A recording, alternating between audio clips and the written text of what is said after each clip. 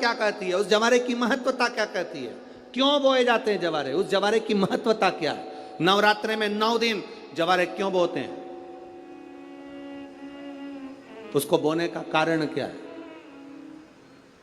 केवल कोई कहे कि हम ठाकुर जी को भजते हैं, भगवान कृष्ण को भजते हैं, कोई कहे हम तिरुपति बालाजी को, नारायण को भजते हैं, कोई कहता है कि हम हरि विट्ठल को, पांडुरंगा को भजते हैं, हमारे यहाँ हाँ हम इनको भजते हैं तो जवारे नहीं बोते। ना ना, पुष्टि मार्गी है, ठाकुर जी की सेवा करने वाला है, उसके यहाँ भी ये 9 दिन जवारे बोए जाते हैं। रामानुज संप्रदाय से जुड़ा हुआ है, नारायण की पूजन कर रहा है, उसके घर में भी जवारे बोए जाते हैं। पांडुरंगा हरि विट्ठल की उपासना कर रहा है, उसके घर में भी जवारे बोए जाते हैं। जवारे का महत्व हमारे यहाँ शास्त्र कहता है। क्या महत्व है उसका, क्या फल है उसका। महाराज,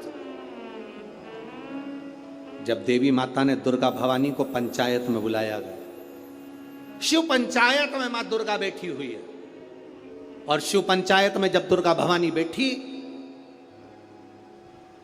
उपद्रवियों ने उपद्रव मचाया, अहंकारियों ने अहंकार मचाया, असुरों ने, राक्षसों ने हाहाकार मचाना प्रारंभ करा।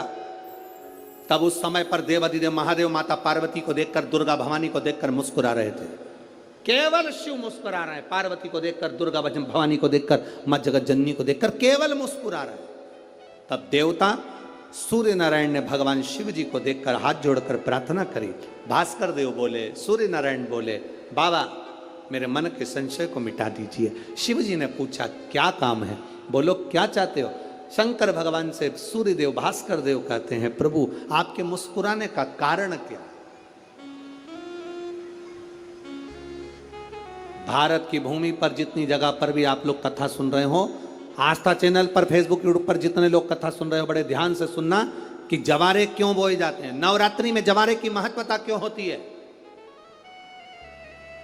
क्यों बोया जाता है, मिट्टी में गेहूं डालकर क्यों उत्पन्न किया जाता है, उसकी महत्वता क्या है।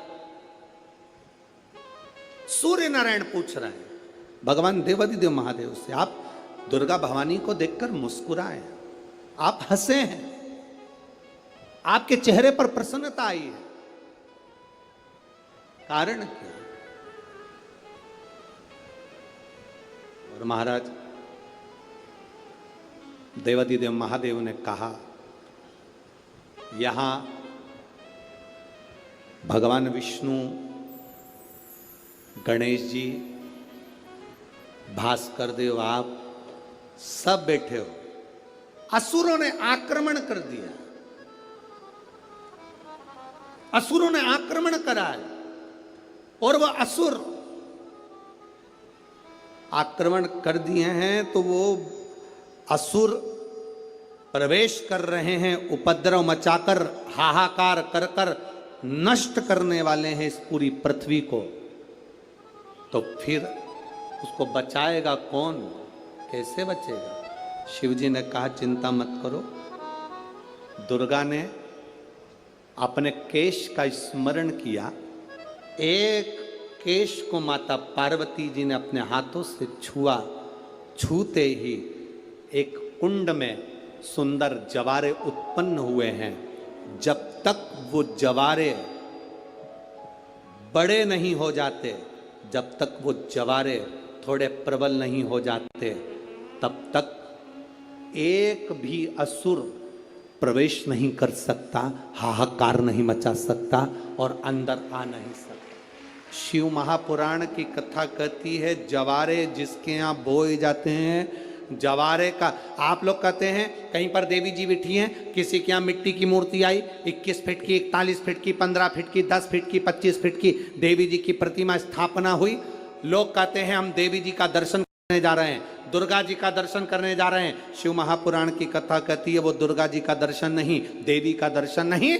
नवरात्रे में जहां जवारे बोए जाते हैं वहां मात्र आप पांव रखते हैं तो अपने घर में से क्लेश दूर हट जाता है, अहंकार दूर हट जाता है, अभिमतता दूर हट जाती है, तकलीफें दूर हट जाती है। जिसके घर में जवारे बोए जाते हैं वहां से अहंकार, काम, लोभ, आसक्ति, वासना, तृष्णा और दुख तकलीफें दूर हट जाती। तो जवारे का मूल का तत्व आनंद सुख है।